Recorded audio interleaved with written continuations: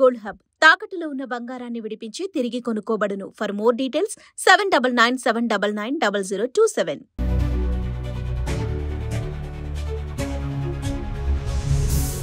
Hi viewers, welcome to ఆదన్ మరొకొండం. నేను మీ ప్రసాద్. జక్కంపూడి జన సైనికులు చెక్కేస్తారు, జాగ్రత్త. విషయం ఏంటి అంటే వైసీపీ నాయకులైనటువంటి జక్కంపూడి రాజా, అఫ్కోర్స్ మాజీ ఎమ్మెల్యే, గతంలో కాపు కార్పొరేషన్ చైర్మన్గా కూడా చేసిన వ్యక్తి. తాజాగా ఆయన డిప్యూటీ సీఎం అయినటువంటి పవన్ కళ్యాణ్ గారిని ఉద్దేశించి ఒక కామెంట్ అయితే చేశారు. సో ఇక్కడ సాధారణంగా వీళ్ళు అధికారంలో ఉండగా ఏం చేశారు అనేది ఎంత ఇంపార్టెంటో, ప్రతిపక్షంలో ఉండగా ఏ రకంగా మాట్లాడారు అనేది కూడా ఇంపార్టెంట్. ఎందుకంటే అధికారంలో ఉండగా పనులు చేయాలి, ప్రతిపక్షంలో ఉండగా ప్రశ్నించాలి. సో ఇక్కడ ప్రశ్నిస్తున్నారా అంటే ఆ ప్రశ్నించే హక్కు వాళ్ళకు ఉందా? వీళ్ళు అధికారంలో ఉండగా ఏం చేశారనేది కూడా ప్రశ్నిస్తారు కదా. సో ఇవన్నీ మనం ఒకదాని తర్వాత ఒకటి చర్చించుకుందాం. దానికంటే ముందుగా అసలు జక్కంపూడి రాజా పవన్ కళ్యాణ్ గారిని ఉద్దేశించి ఏం మాట్లాడాడు అనేది ముందు చూద్దాం. దాని తర్వాత దీనిపైన విశ్లేషించుకుందాం. సో యాక్చువల్గా ఏంటి అంటే పవన్ కళ్యాణ్ గారు అనగానే ఆటోమేటిక్గా కాపు సామాజిక వర్గం నుంచే విమర్శించే వాళ్ళు రెడీగా ఉంటారు.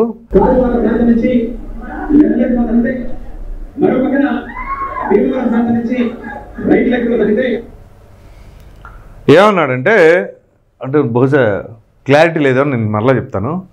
గాజువాక నుంచి లెఫ్ట్ లెగ్తో తన్నితే, అలాగే భీమవరం నుంచి రైట్ లెగ్తో తన్నితే అంట. తన్నితే ఇక నెక్స్ట్ డైలాగ్ ఏంటి?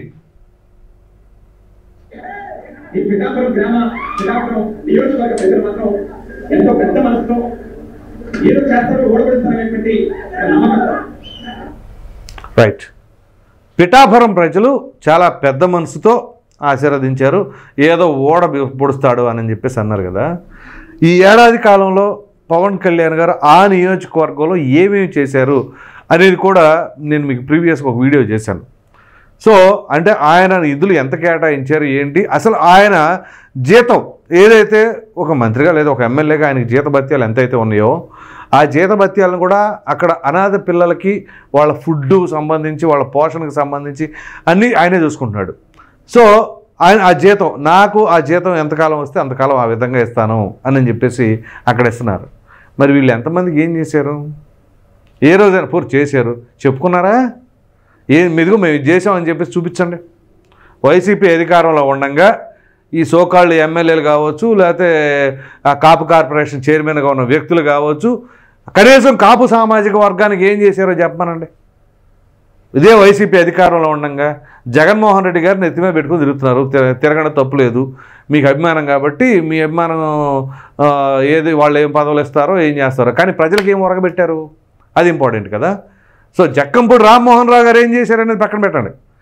ఆయన బ్రహ్మాండంగా పెద్ద మనిషి, ప్రజల మనిషి, ప్రజలకు ఎప్పుడు అందుబాటులో ఉన్న వ్యక్తి. ఆయన వారసులుగా మీరేం చేశారో చెప్పండి. సరే, ఆయన వారసులుగా కాకపోయినా మీకు ఒక పదవి వచ్చినప్పుడు ఆ పదవికి తగినట్టుగా ప్రజలకు ఏం చేశారో చెప్పండి. ఇవాళ పవన్ కళ్యాణ్ గారిని ఉద్దేశించి పవన్ కళ్యాణ్ గారిని విమర్శించే ఆ స్థాయి, ఆ నైతిక హక్కు మీకు ఉందా అనేది మీరు ప్రశ్నించుకోండి. అసలు మీ పార్టీకి ఉందా? ఇప్పుడు పవన్ కళ్యాణ్ గారిని విమర్శించడానికి అసలు జగన్మోహన్ రెడ్డి గారు కూడా సరిపోరు, జక్కంపూడి రాజా ఏం సరిపోతాడు?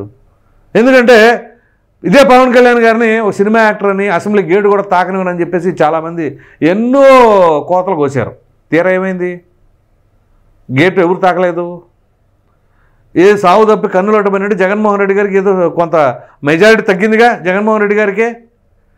సో ఇక్కడ గమనించండి, గెలిచి ఓడటం కాదు, ఓడి గెలవడం ఏది గొప్ప?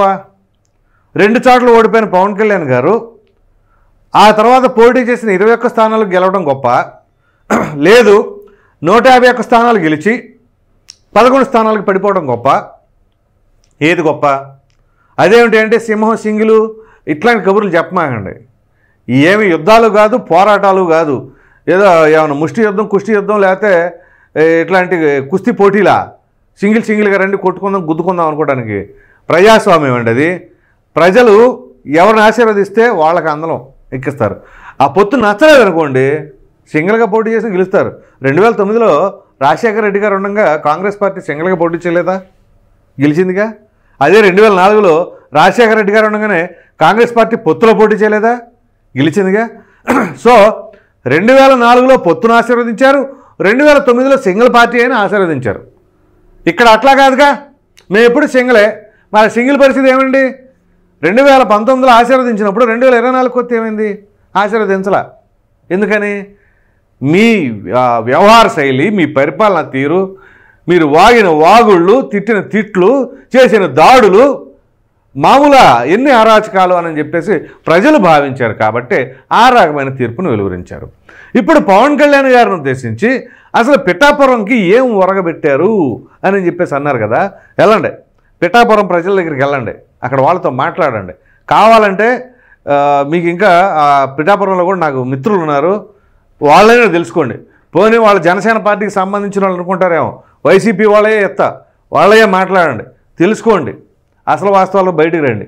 ఒకవేళ ఆ వాస్తవాలు లేకుండా ఇట్లాగే పైన ఏమీ చేయలేదు అనుకుంటే, ఏదో మొన్నటిదా ఉన్నారు కదా ట్రాన్స్లో, వైనాట్ 175 అదే ట్రాన్స్లో ఉంటారు. ఇక ఆ ఊహా ప్రపంచం గాలి మేడలో అని చెప్పేసి పాత బ్లాక్ అండ్ వైట్ సినిమా ఒకటి ఉంది. ఇక ఆ తరహాలో ఆ గాలి మేడల్లోనే ఉంటారు, దాని నుంచి వాస్తవ రూపంలోకి బయటికి రారు. ఇక ఆ తర్వాత ఇంకా ఏం చెప్పాడు చూద్దాం.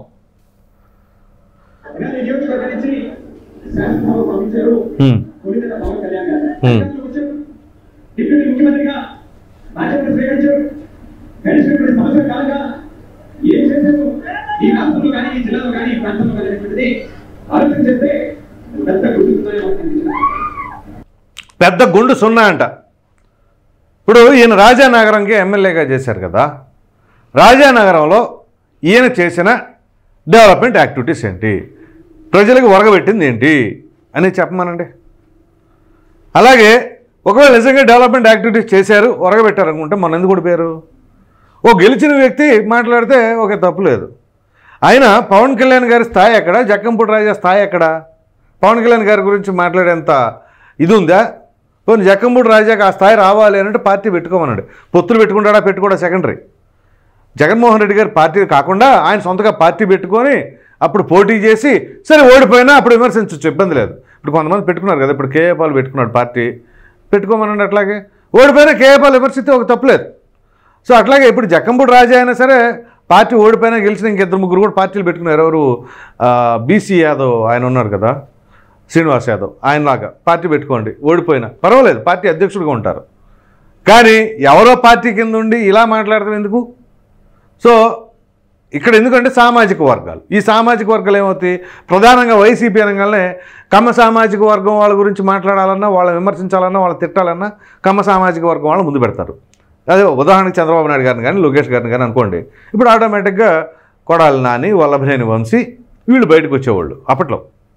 ఇప్పుడు లేదులేండి, ఆ ఈక్వేషన్లన్నీ బిడిసికొట్టినాయి కదా. కానీ పవన్ కళ్యాణ్ గారి మీద మాత్రం ప్రధానంగా ఎవరు అంటే పేరు నాని, సెకండ్ అంబటి రాంబాబు, ఇక అప్పుడప్పుడు ఇట్లా జక్కంపూడి రాజానో, ఇంకా అంతకుముందు గుడివాడ అమర్నాథ్ ఉండేవాడు. ఆ గుడివాడ అమర్నాథ్ అసలు మాట్లాడితే మామూలుగా ఆయన పెద్ద ఏదో స్టార్ అనుకుంటాడు, అది చివరికి ట్రోలింగ్ స్టార్ అయిపోయాడు ఆయన ఎట్లా ఉంటుందంటే ఆయనతో పవన్ కళ్యాణ్ గారు సెల్ఫీ తీసుకున్నారంట. ఇట్లాంటి మేధావులందరూ కూడా వైసీపీలో నుంచే వస్తారు. జగన్మోహన్ రెడ్డి గారు కూడా బ్రహ్మాండంగా ఏరుకుంటారేమో తెలియదు, కానీ చివరికి ఆ పార్టీ కూడా ఒరే బాబు ఇట్లా అయిపోతుంది ఏంట్రా బాబు అనే పరిస్థితికి వచ్చిన మనసులో పెట్టుకోలేరు, బయటకు చెప్పుకోలేరు. ఇది ఒక బాధ అట్లా ఉందన్నమాట. ఎందుకంటే వీళ్ళు ఒక్కొక్కళ్ళు ఒక తరహా. అక్కడ చూస్తేనేమో గోరంట్ల మాధవ్ ఆయన వీడియోలు అంటాడు, ఇంకొకళ్ళేమో ఆడియోలు వదులుతారు, ఇంకొకళ్ళేమో ఇంకోటి వదులుతారు, ఇంకోటి చూస్తే నోరు జారుతారు. నిన్న చూస్తేనేమో రోజా ఆమె ఏంది గాలిన డాషుల్లారా అంటుంది ఆమె. రాత్రికి రాత్రి నల్లబరెడ్డి ప్రసన్న కుమార్ రెడ్డి ఆయన ఇంకో మాటలు మాట్లాడాడు ఆయన. అసలు వీళ్ళందరూ మరి నాకు తెలిసి అయితే మామూలుగా ఉండదులే. ఏదేమైనా వీళ్ళు అంటున్నారు కదా జగన్ 2.0 అని. జగన్ 2.0 సంగతి తర్వాత, కానీ రేపు 2029లో కనుక మరలా జగన్మోహన్ రెడ్డి గారు ఓడిపోయారు అనుకోండి, ఇక అప్పుడు ఎలా ఉంటుంది అది కూడా ఊహించుకోండి. కాయిన్కి రెండో సైడ్ కూడా ఆలోచించుకోండి. వైసీపీ వాళ్ళు పదే పదే మేము వచ్చేస్తాం అంటున్నారు. పవన్ కళ్యాణ్ గారు మొన్నే బాంబు పేల్చారు, మీరు ఎలా వస్తారో నేను చూస్తానని. ఈ పవన్ కళ్యాణ్ గారు మాట చెబితే తెలుసు కదా, ఆ మాట కట్టుబడి ఉంటాడు ఆయన. సో అట్లాగే ఉంటుంది, ఏది అధపాతాళం తొక్కేస్తానన్నట్టుగా. సో ఇక్కడ ప్రధానంగా ఏంటి అంటే జక్కంపూడి రాజా ఈయనకి గతంలో కూడా పోలీసుల దగ్గర నుంచి ఒక చేదు అనుభవం ఎదురైంది. సో ఒక 7 ఏళ్ల క్రితం అనుకుంటా సుమారుగా, ఏదో రోడ్డు మీద కారు ఏదో అడ్డంగా పెట్టాడు అది ఇది అని చెప్పేసి అప్పట్లో సదరు ఎస్ఐ కారు వాహనాన్ని ప్రక్కన పెట్టంటే కొంచెం మెహర్బానీ చేస్తే ఆ మెహర్బానీ తగినట్టుగా ట్రీట్మెంట్ కూడా చేశారు. అప్పుడు ఆ ట్రీట్మెంట్ చేసిన విజువల్స్ కూడా ఉన్నాయి, అది కూడా మీకు ఒకసారి చూపించే ప్రయత్నం చేస్తాను.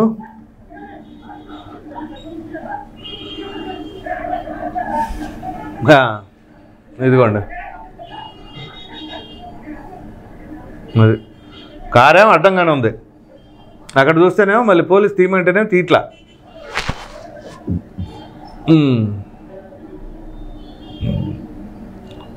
ఇది ఎప్పుడంటే 14 నుంచి 19 మధ్యలో టీడీపీ గవర్నమెంట్ హయాంలో జరిగిందనమాట.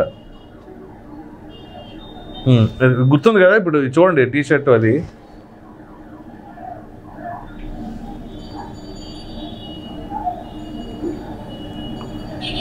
సో ప్రజలకు అసౌకర్యం కదా. ప్రజానాయకుడు అంటే ఏంటి? ప్రజలకు ఇబ్బంది కలగకుండా చూసుకునేవాడే ప్రజానాయకుడు. రోడ్డుకి అడ్డంగా పెట్టేసి నేను ఏదైనా చేస్తానంటే ఇదిగో దాని తర్వాత రిజల్ట్ ఇది. సో ఇప్పుడు విషయం ఏంటి అంటే జన సైనికులు మామూలుగానే యంగ్స్టర్స్ కదా, అంతా మోస్ట్లీ యంగ్స్టర్సే. మొన్నటిదాకా పిల్లనాయాళ్ళు, టీనేజ్లు ఓటు కూడా లేదు అది ఇది అన్నారు. ఎంతకాలం చెప్తారు ఆ మాట ఓటు లేదని? 2014లో పార్టీ పెట్టినప్పటి నుంచి కూడా ఈ మూతి మీద మేసాలు లేని బ్యాచ్ అన్నారు. ఇప్పుడు వాళ్ళకి మేసాలు వచ్చినాయి, ఆల్మోస్ట్ వాళ్ళ పెళ్లి వయసు కూడా వచ్చేసింది. సో వాళ్ళందరికీ ఓటు హక్కు వచ్చింది. సో ఇప్పుడు వాళ్ళందరూ చాలా అగ్రెసివ్గా ఉంటారు. అఫ్కోర్స్ పవన్ కళ్యాణ్ గారు ఎక్కడికక్కడ కట్టడి చేస్తూ ఉన్నారు. మీరు ఏమీ తొందరపడమాకండి, ఎవరిని వనమాకండి అని చెప్పేసి అంటున్నారు. సో నాయకుడు చెప్పిన మాట శిరోధార్యం కాబట్టి వాళ్ళు అలా వింటున్నారు, వినాలి కూడా. అయితే ఇక్కడ కనుక ఇట్లా ఈ రకమైన పరిస్థితులు పవన్ కళ్యాణ్ గారు అంటే మాత్రం ఇక వాళ్ళు తట్టుకోలేరు. పవన్ కళ్యాణ్ గారు అయినా సరే కొంచెం సరే పానీలు ఏదో మాట్లాడుతూ ఉంటారు అనుకుంటారు కానీ పవన్ కళ్యాణ్ గారి సినిమా బాగోలేదంటేనే వాళ్ళు ఒప్పుకోరు.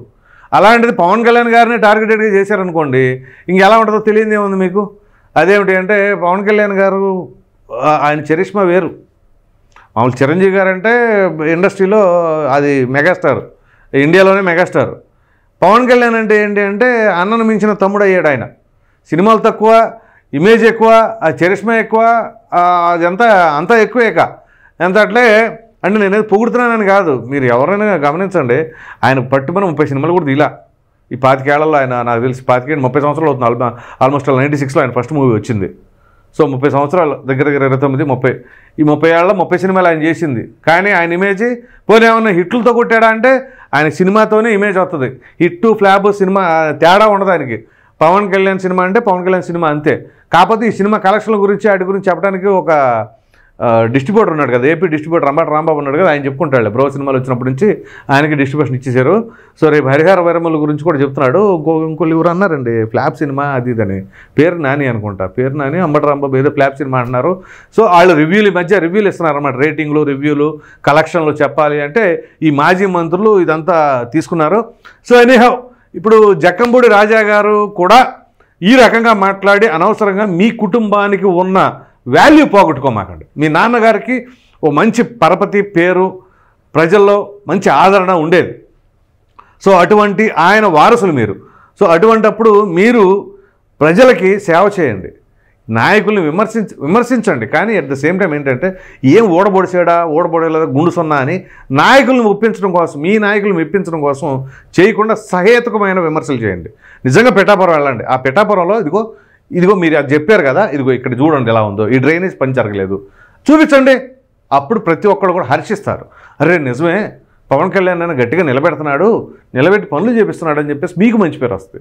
అలా కాకుండా ఇలా స్టేజ్ల మీద వెనకాల వైసీపీ ఫ్లెక్సీలు పెట్టుకొని ఈ రకమైన విమర్శలు చేశారనుకోండి, అది మీకే కాదు మీ నాన్నగారి పరువు కూడా తీసిన వాళ్ళు అవుతారు. కాబట్టి ఆ రకంగా కాకుండా సద్విమర్శలు చేయండి. మీ పార్టీ బలోపేతం అయినా కాకపోయినా మీరన్నా ఓ బలమైన నాయకుడిగా ప్రూవ్ చేసుకోండి. అప్పుడు మీకు ఇండివిజువల్గా చరిష్మా అన్న ఉంటుంది. సో అలా కాకుండా మీ పార్టీ ఎజెండా ఇది అది అని చెప్పేసి వెళ్తే చివరికి అటు పార్టీ డ్యామేజ్ అవుతా, అటు మీరు డ్యామేజ్ అవుతా, తర్వాత వేరే పార్టీలోకి వెళ్ళలేక, ఆ పార్టీలో ఉండలేక రాజకీయంగా దూరం అయిపోయే పరిస్థితి ఇప్పుడు చాలామంది నాయకులు చూస్తున్నాం. అక్కడ వరకు వెళ్లకుండా ప్రజలకు ఉపయోగపడేలాగా మాట్లాడాలని చెప్పేసి అయితే కోరుకుందాం. ఈ వీడియో కనుక మీకు నచ్చినట్లు లైక్ చేయండి, షేర్ చేయండి. అదేవిధంగా ఏది జక్కంపూడి రాజా పవన్ కళ్యాణ్ ఉద్దేశించి ఏదైతే కామెంట్స్ చేశాడో దానిపైన మీ అభిప్రాయాన్ని కామెంట్ సెక్షన్లో తప్పకుండా తెలియచేయండి. Thank you.